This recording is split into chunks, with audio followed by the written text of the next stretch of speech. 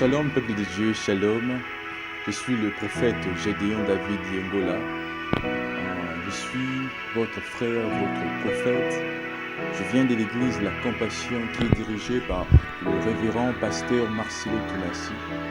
Je vous invite là où tu peux prier avec moi pendant quelques minutes et on va passer une prière et une exhortation que Dieu nous a donnée à faire. Là où tu peux simplement fermer les yeux et tu dis à Dieu merci parce que c'est Dieu-là qui t'a protégé. C'est Dieu-là qui t'a donné la vie. Et ça n'a pas Dieu, nous te disons merci parce que tu étais avec nous, Jésus. Tu nous as protégés, tu nous as gardés, Yahweh. Je te remercie, je te glorifie, je te sanctifie, Jésus. Que Dieu soit béni, tu reçois l'honneur, tu reçois la gloire dans le nom puissant de Jésus. Amen. Je remercie Dieu, je remercie aussi la réanimation TV, là où vous êtes. Je vous bénis au nom de Jésus. Aujourd'hui, on va parler sur un grand thème qu'on dit la repentance. Je suis sur le livre de Matthieu, chapitre 3, le verset 2. La Bible nous dit de crier, il disait « Répentez-vous car le royaume des cieux est proche ». Je voulais dire à quelqu'un qui est en ce lieu ou qui m'écoute depuis partout, Jésus-Christ est en train de venir. Où passera-t-il ton éternité si Christ revient aujourd'hui? Je parle souvent, la repentance ce n'est pas une notion théorique, mais c'est une mot de vie qui vient de mots grecs. En grec, on appelle ça métanoïa. Métanoïa qui signifie changement d'attitude, changement de mentalité. La Bible nous dit sur 2 Corinthiens 7:10, la tristesse du monde produit la mort, mais la tristesse selon Dieu produit la repentance. Si tu te soucies dans les choses du monde, tu te soucies qu'il faut que je fasse ceci, il faut que je fasse cela, où passera-t-il ton éternité? Tandis que si tu te soucies dans les choses de Dieu, tu te soucies qu'il faut que j'évangélise, je prie, je gêne, je respecte la sainteté, tu vas intégrer dans le royaume des cieux. Je dis souvent aussi, tout le monde n'héritera pas le royaume des cieux. Celui qui va hériter le royaume des cieux, c'est lui qui est appelé enfant de Dieu. Je vous invite à être enfant de Dieu, d'accepter Jésus-Christ comme votre Seigneur et votre Sauveur. Il a dit sur Apocalypse 22:12, « Voici, je reviens bientôt et ma récompense est dans mes mains pour rendre à chacun selon ses œuvres. » Je vous invite à respecter Jésus, à accepter Jésus comme votre Seigneur et votre Sauveur. Où passera-t-il ton éternité? Où passera-t-il ton éternité? Christ est en train de venir. Christ est en train de venir. Je vous invite à accepter Jésus. Je voulais un peu aussi parler de ce virus qu'on appelle le coronavirus. Cette maladie montre que le retour de Christ est proche. Montre que Jésus-Christ est en train de venir. Il a dit à Apocalypse, il y aura une temps où l'église est kokangama, l'école est kokangama. Voici ce temps. On ne prie pas. Toujours qu'il est sur l'école, tu ne te dis pas que Jésus-Christ est en train de venir. Mes frères et mes soeurs qui me suivent partout dans le monde, Jésus-Christ est en train de venir. Jésus-Christ est en train de venir. D'où vient-il le péché? Le premier point que j'ai amené, d'où vient-il le péché? Nous sommes sur Genèse chapitre 1, le verset 1 à 3.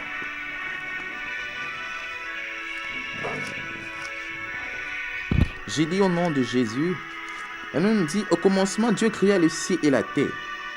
La terre était informe et vide. Il y avait des ténèbres sur la surface de l'abîme. L'Esprit de Dieu se mouvait au-dessus des eaux. Et Dieu a dit que la lumière soit et la lumière fut.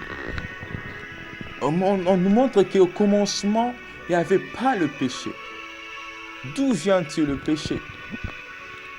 Au commencement, quand Dieu a créé ce monde, Dieu n'a pas créé le péché. Mais l'on nous dit, il y avait l'Esprit de Dieu se mouvait au-dessus des eaux. Dieu s'est mouvé au-dessus des eaux. Il n'y avait pas le péché. La vie de péché est qu'au côté de la terre. Si tu réponds, tu pêches chaque jour, tu ne vas pas intégrer dans le royaume des cieux. Au commencement, Dieu n'a pas créé le péché. Le ténèbre que la Bible nous parle sur Genèse, ce n'est pas le ténèbre de Satan. C'était le ténèbre que Dieu avait créé. Je peux te choquer là où tu es, je peux te dire, Dieu reste aussi dans le ténèbre. Dieu reste aussi dans le ténèbre. Le ténèbre que la Bible nous parle sur Genèse 1, chapitre 2, ce n'est pas le ténèbre de Satan que Dieu avait créé déjà Satan. Je dis souvent, le diable n'était pas chassé avant que a tenté Adam et Ève. Il était chassé après qu'il tente Adam et Ève. Au commencement, il n'y avait pas vraiment le péché que tu peux dire à Dieu. Tu peux interpréter que la Bible nous dit, il y avait du ténèbre au surface de l'abîme. Il n'y avait pas le péché. Christ est en train de venir. Vivez la vie de la sanctification. Vivez la vie de la crainte de Dieu. Si tu n'es pas un enfant de Dieu, tu n'hériteras jamais le ciel. Même si tu pries, tu jeûnes, tu prophétises. Mais si tu n'as pas le Saint-Esprit à toi, tu n'hériteras jamais le royaume des cieux. Tu n'hériteras jamais le royaume des cieux. Tu n'hériteras jamais le royaume des cieux. Celui qui va hériter le royaume des cieux, c'est celui qui est appelé enfant de Dieu. Je peux te choquer ici, nous tous ne sommes pas des enfants de Dieu, nous tous sommes des créatifs. Jean dit à tous ceux qui ont réussi, qui croient à son nom, il a donné le pouvoir de devenir enfant de Dieu. On n'était pas les enfants de Dieu. Pour son sang qui était descendu au croix de Golgotha. Christ est en train de venir. Il est en train de venir. Où passera-t-il ton éternité? Où passera-t-il ton éternité? Le pardon, j'ai écrit hier sur statut, j'ai dit, le pardon, c'est une nourriture que le diable ne peut pas manger. Là où tu peux simplement demander à Dieu pardon. Tu m'écoutes. Jésus-Christ est en train de venir. Christ est en train de venir. Christ est en train de venir. Où passera-t-il ton éternité? Le ciel est réel. La terre est réelle. Est-ce que tu seras en droite du Père ou en gauche du Père? Parce que celui qui sera en droite ne sera pas jugé. Est-ce que tu es parmi ces gens-là? Où passera-t-il ton éternité si Jésus revient aujourd'hui? Les choses que Dieu m'a dit de vous dire qu'il est en train de venir. Il est en train de venir. Où passera-t-il ton éternité? Où passera-t-il ton éternité? Le Saint-Esprit n'habite pas là où il y a le péché. Le Saint-Esprit ne reste pas là où il y a le péché. Le Saint-Esprit demeure là où il y a la sainteté. Jamais je peux prendre le président de la République avant d'à côté mon salité Zali. Jamais. Le Saint-Esprit reste là où il y a le péché. Il ne reste pas là où il y a le péché, mais il reste là où la sanctification est là. Là où la sanctification est là. Il ne reste pas là où il y a le péché. Il a dit marcher à la sainteté. Luc 1, 75. Marcher à la sainteté. Celui qui est péché privé de la gloire de Dieu. Celui qui est péché privé de la gloire de Dieu. Regarde ta vie que tu mènes. Est-ce que c'est une vie qui digne devant les yeux de l'Éternel? Marche à la sainteté. Tu voulais être prospéré, tu voulais être béni. Tu voulais que tu sois riche. Tu commences à prophétiser comme les gens prophétisent. Marche à la sainteté. Marche à la sainteté. Marche à la sainteté. Marche à la sainteté. Que Dieu puisse marcher à la sainteté. Dieu vous demande de marcher à la sainteté. Je t'invite de marcher à la sainteté. Dieu vous demande de marcher à la sainteté. Et tu verras la gloire de Dieu sur toi. Tu verras la gloire de Dieu sur toi. Tu vas marcher à la sainteté. Tu voulais être élevé, tu voulais être riche. Et un conseil, je dois marcher. Sois, respecte la parole de Dieu. Crois que Jésus-Christ est en train de venir. Crois au retour de Christ. Crois au retour de Christ. Je répète, je dis, la repentance ce n'est pas une notion théorique, mais c'est une mode de vie qui vient de mot grec. En grec, on appelle ça métanoïa. Nous, les latinistes, on appelle ça repentance. Ce qui signifie changement d'attitude. Tu peux partir en bas, tu dis à Dieu, ah, je voulais changer ma direction, tu pars à l'emba. C'est ça la repentance. Ce n'est pas que seulement quand tu pars à l'église, tu pries, tu gênes, tu demandes à Dieu pardon. Mais si tu sors de l'église, ce n'est pas ça la repentance. La repentance, il faut que tu changes la direction. Tu fais envie de prier, tu dis à Dieu, change mon cœur. Je m'étonne, Jacob a demandé à Dieu, bénis-moi. Mais Dieu a demandé, quel est ton nom? Quel est le rapport entre bénis-moi et quel est ton nom? Dieu voulait simplement changer d'abord l'identité de Jacob pour le bénir. Le nom de Jacob signifie voleur. Dieu a regardé son nom, il a dit, non, je ne peux pas te bénir si tu as le péché. Il faut d'abord que je change le nom avant de te bénir. Je peux te dire, bénis-moi, donne-moi l'argent. Tu me demandes encore, quel est ton nom? Quel est le rapport entre quel est ton nom et bénis-moi? Je veux justement dire à Jacob, avant que je te bénisse, il faut que je te change. La bénédiction vient de Dieu. La bénédiction vient pas dans ce monde. La Bible nous dit, c'est la bénédiction de l'Éternel qui enrichit. Ce n'est pas la richesse de l'Éternel qui peut bénir. Je peux être riche, mais je ne suis pas béni. Bill Gates est riche, mais il n'est pas béni. Si Jésus-Christ revient aujourd'hui, s'il se répand pas, il n'héritera pas le royaume des cieux. La bénédiction ne vient pas de tout le monde. La bénédiction vient de Christ. Afin de prendre la bénédiction de Christ, il faut que tu acceptes Jésus comme ton Seigneur et ton Sauveur. Avant que tu sois l'homme que tu cherches, il faut que tu mènes la vie de la sainteté, la vie de la persévérance avec Dieu. Même si tu souffres, vis la vie de la sainteté. Je peux donner mon exemple. Moi, je n'aimais pas servir Dieu. Moi, quand j'étais peut-être à l'âge de 10 ans, j'avais déjà dit à Dieu, moi, sur la colline, on est magicien, on est jusqu'à le monde entier.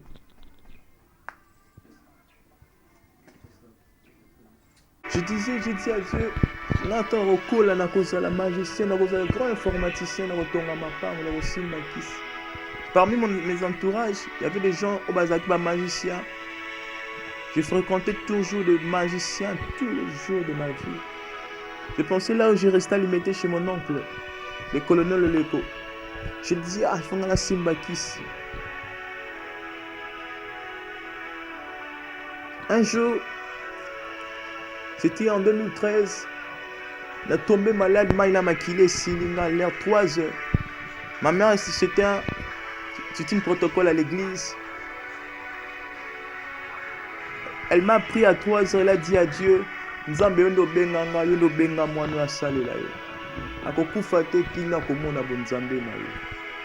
est parti à l'hôpital, c'était un 10 octobre 2013.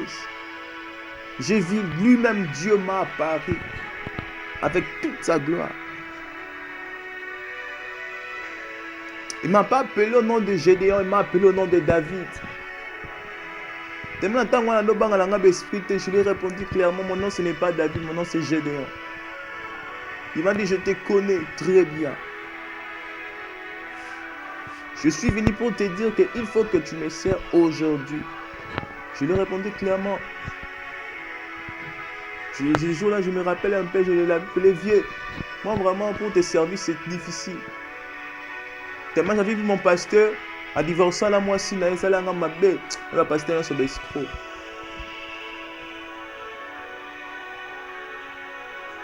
Il m'a dit, choisis entre 3 choses. Okufa, Okomaliboma, Toko Salilanga. J'étais clair. J'étais l'âge à 12 ans. J'ai choisi de le servir. Il m'a dit, à partir d'aujourd'hui, tu t'appelleras plus Gédéon, tu t'appelleras David. Je t'invite là où tu es. Tu dis à Dieu, sonde mon cœur. Regarde mon cœur. Tu as dit, je suis un péché.